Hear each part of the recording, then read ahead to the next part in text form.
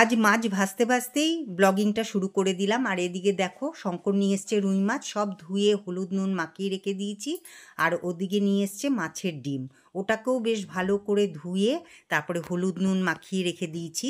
আর এদিকে সব কটা মাছকে কিন্তু আমি ভেজে নেব।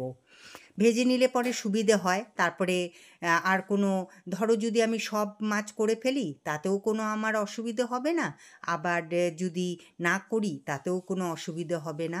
তা আমি কিন্তু সব কটা মাছই ভেজে নিয়েছি। আর এই যে এটা কি বলো তো, এটা কিন্তু কুলেখাড়া পাতা, এটা আমি ডেইলি খাই। তো আমি অনেক দিন ধরে ভাবছিলাম যে যেদিন দেখতে পাবো যে কোনোটার মধ্যে গোড়া আছে, মানে শিকড় বেরিয়েছে, সেদিনই আমি এটাকে টবের মধ্যে পুঁতে দেব। তা আমি পেয়ে গেছি। আর দেখো তেমনি সাথে সাথে করে আমি একেবারে চলে গেছি বাগানে। তা এই যে দেখতে পাচ্ছ হাতের মধ্যে 3টে নিয়ে নিয়েছি। আর এই যে এই শাড়িটা তো ভিজে গেছিলো, তা সেই জন্য মেলে দিয়েছি। আর এই যে এখানে টবের যে মাটিগুলো সেগুলো একদম নরম হয়ে গেছে, আমি আঙ্গুল ঢুকাচ্ছি আর একদম দেখো গর্ত হয়ে যাচ্ছে। আর এগুলোর মধ্যে একটা একটা করে সব বুনে দিচ্ছি। যদি হয় তাহলে পরে খুবই ভালো, না হলে পরে তো শঙ্করকে কুলেখাড়া কিনেই আনতে হবে। তো যাই হোক, এই যে এরকম করে করে সব বুনে দিচ্ছি। আর মনে মনে বলছি জানি এটা হয় গাছটা হয়। ওদিকে তো গাছ বোনা হয়ে গেছে। আর এদিকে দেখো আমার মাছও কিন্তু সব ভাজা হয়ে গেছে। আর ওদিকে বেগুন কেটেছিলাম, মানে বেগুন দিয়ে আলু দিয়ে ঝোল করব পাতলা করে। তো বেগুনটা ভেজে রেখেছি। আর এইখানে দেখো এখানে দিয়েছি পেঁয়াজ, রসুন আর হচ্ছে জিরে বাটা, সব একসাথে মিক্সিতে পিষে নিয়েছি। পিষে নিয়ে তারপরে যে কড়াইতে দিয়ে দিয়েছি। তা তার আগে তো আমি দেখলেই যে বেগুনটাকে ভেজে নিয়েছিলাম। তো এবার এই মশলাটাকে ভালো করে কষিয়ে নিয়ে তারপরে এর মধ্যে আমি জল ঢেলে দেব। আর এই দেখো আমার কিন্তু রুই মাছের ঝোল তৈরি, একদম খেতেও বেশ ভালোই হয়েছিল।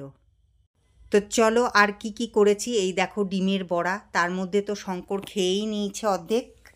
আর এইদিকে আছে হচ্ছে চাল কুমড়ো, অনেক দিন বাদে কিন্তু শঙ্কর চাল কুমড়ো নিয়ে এলো।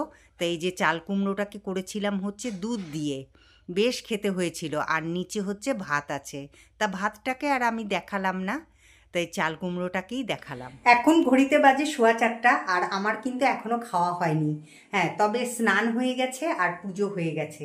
আজকে বৃহস্পতিবার, তা শঙ্করকে আমি আজকে অনেক আগেই খেতে দিয়ে দিয়েছি, কারণ আজকে আমার কাজ করতে করতে না অনেকটা লেট হয়ে গেছে। বুঝতে পারিনি যে এতটা বেলা হয়ে যাবে। তা যাই হোক, আজকে অনেকটা বেলা হয়ে গেল। তো সেই জন্য এখন আমার দেখো সব কিছু সাজিয়ে প্লেটে সাজিয়ে এই যে এখন বসবো খেতে। তা শঙ্কর গেছে ঘরে, চিনি নেই। তা শঙ্কর আবার একটু চা খাবে, তা সেই জন্য আনতে গেছে হচ্ছে চিনি। তা চলো পরে আবার আসছি, খেয়ে নিই। হ্যাঁ, খুব খিদেও পেয়ে গেছে। আমি জাস্ট এইমাত্র খেয়ে দিয়ে উঠলাম।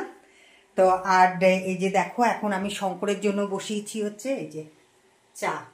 তা শঙ্করকে দেবো হচ্ছে চা এখন। আর আমি লাঞ্চ করে উঠলাম।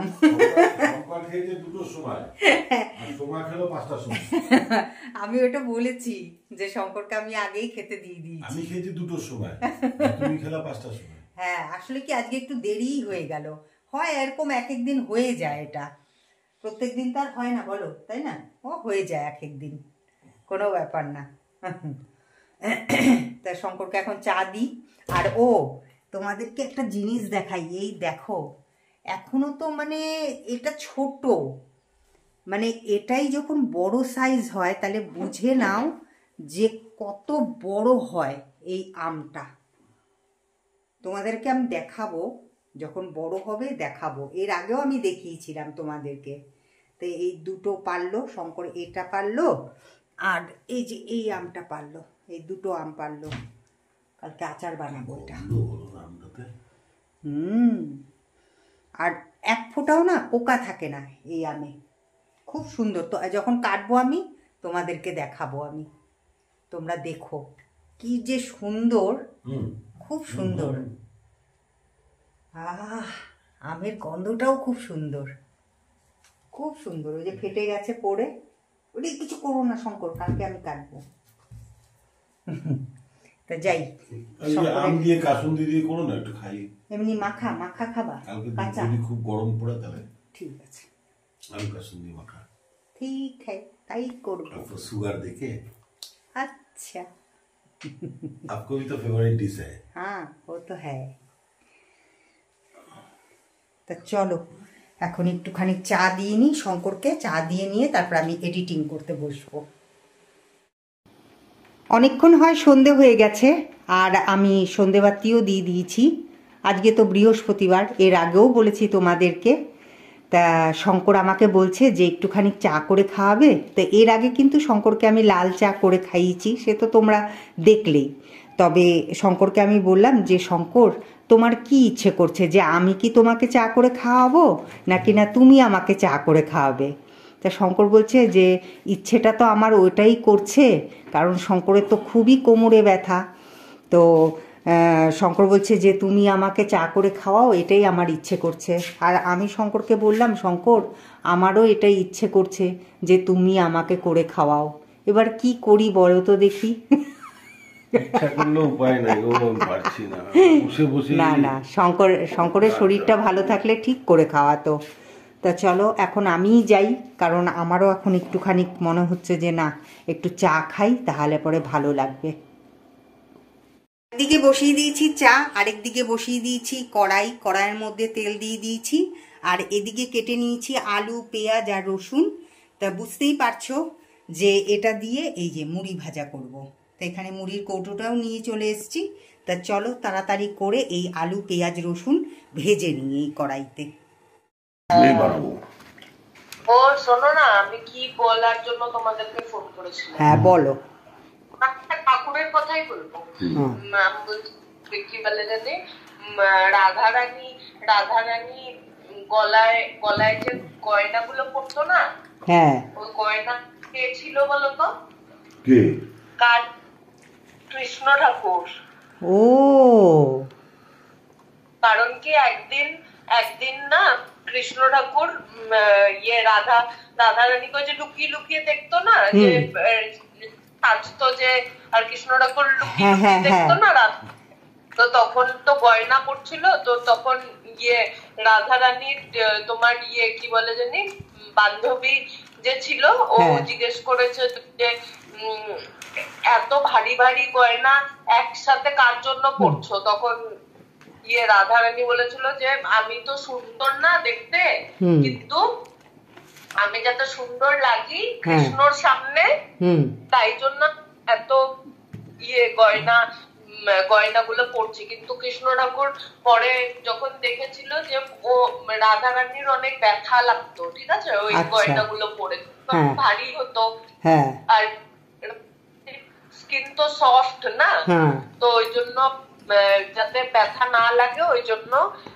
রাধারানীর ইয়ে যোগ মায়া যে ছিল, যোগ মায়াকে যে তুমি ইয়ে ধাতু বানাও আমার অংশ নিয়ে, মানে কৃষ্ণ ঠাকুরের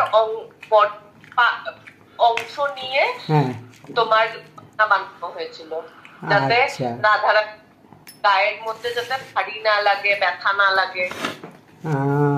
এইটা কি এপিসোডে দেখলি তুই? এটা না, এখানে তোমার ইয়ে কি বলে জানি নেটে দেখলাম। আচ্ছা, ইয়েস ইয়েস ইয়েস।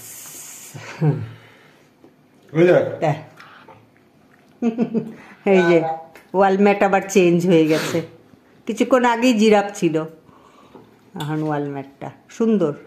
ঘড়িতে বাজে 10:40। আমাদের খাওয়া দাওয়া অনেকক্ষণ হয়ে গেছে, তা এখন শুতে যাব। তা সেই জন্য ভাবলাম যে তোমাদেরকে একটা জিনিস দেখাই। এর আগে না, যাই হোক, এর আগে আমি তোমাদেরকে দেখাইনি। আমার মেয়ে আমার জন্য মাদার্স ডেতে কি সারপ্রাইজ গিফট দিয়েছে সেটা তোমাদের সাথে আমি শেয়ার করতে চাই। আর সত্যিকারের আমি আমার মেয়েকে পেয়ে না এত গর্বিত, আমি কি বলবো, সেটা তোমাদের সাথেই আমি শেয়ার করতে পারি একমাত্র। ও খুব খেয়াল রাখে, যেরকম খেয়াল আমার রাখে তেমনি খেয়াল ওর বাবার রাখে। আমাদের কি চাই না চাই সব কিছু। ওই জন্য বলে মা ব্লগিং করা ছাড়বে না তুমি, আমি তোমার ব্লগিং দেখব, কেউ দেখুক না দেখুক। তোমাদের এই কথাটা আমি আগেও বলেছিলাম, ওর জন্যই কিন্তু আমার ব্লগিং করাটা বিশেষ করে। তা যাই হোক, ও মাদার্স ডেতে কি কি গিফট দিল চলো তোমাদের সাথে একবার শেয়ার করে দিই। তা এই যে দেখো, এই যে মামা আর্থের এটা পাঠিয়েছে, vitamin C daily glow sunscreen. এটা আমি ইউজ করি, তার জন্য এটা পাঠিয়ে দিয়েছে। এটা তো এমনি মাদার্স ডের গিফট না, কিন্তু তোমাদেরকে দেখাচ্ছি যে মানে ও আমার কত খেয়াল রাখে, আমার কেন শঙ্করেরও খুব খেয়াল রাখে ও। আর এটা হচ্ছে মামা আর্থের vitamin C daily glow face cream, এটাও আমি ইউজ করি। আর এখানে পাঠিয়েছে হচ্ছে লোটাসের হচ্ছে, এটা হচ্ছে নাইট ক্রিম লোটাসের। তাই যে এটা এখন আমি মুখ টুক ধুয়ে এটা আমি ইউজ করব। আমি লোটাসেরই আগে ইউজ করতাম, কিন্তু মামা আর্থের এত ভালো, মানে কি বলবো, ভীষণ ভালো, মানে আমি ইউজ করে না খুব ভালো ফল পেয়েছি, তার জন্য এখন থেকে মামা আর্থই ইউজ করি।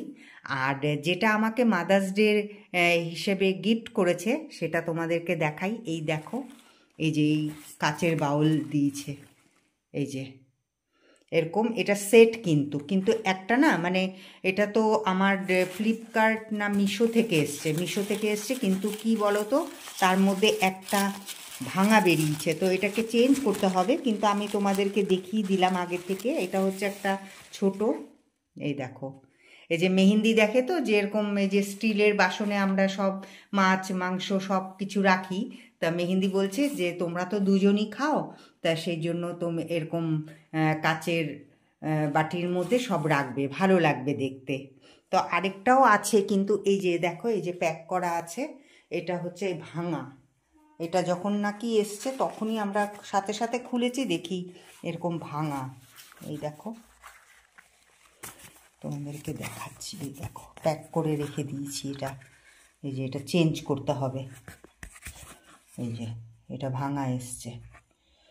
তো যাই হোক, আবার আরেকটাও কালকে কি আসবে জানি না, ও আবার আরেকটাও মানে আমার গিফট আসবে। তো ওটা কি আসবে ও তো বলেনি আমাকে, তো যখন ওটা আসবে তখন অবশ্যই তোমাদেরকে দেখাবো। তবে এই ব্লগে তো আর দেখাতে পারলাম না, নেক্সট ব্লগে চেষ্টা করব, যদি চলে আসে তাহলে অবশ্যই তোমাদের সাথে শেয়ার করব। তা কেমন লাগলো আমার মেয়ের গিফটগুলো অবশ্যই কিন্তু কমেন্ট করে জানিও, মাদার্স ডের গিফট।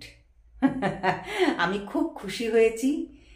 যাই হোক, তো আমি ভাগ্য করে আমার এরকম মেয়ে পেয়েছি, সত্যিকারে সত্যি বলছি, খুব ভাগ্য করে আমি আমার এরকম মেয়ে পেয়েছি। আমি খুব গর্বিত তার জন্য। এত খেয়াল রাখে, খুব খেয়াল রাখে ও। তা চলো, আজকের মতন ব্লগিংটা এখানেই শেষ করছি। আবার দেখা হবে একটা নতুন ব্লগের সাথে তোমাদের সাথে। তোমরা প্লিজ লাইক, শেয়ার আর সাবস্ক্রাইব করে দিও। চলো টাটা, গুড নাইট, ভালো থেকো, সুস্থ থেকো।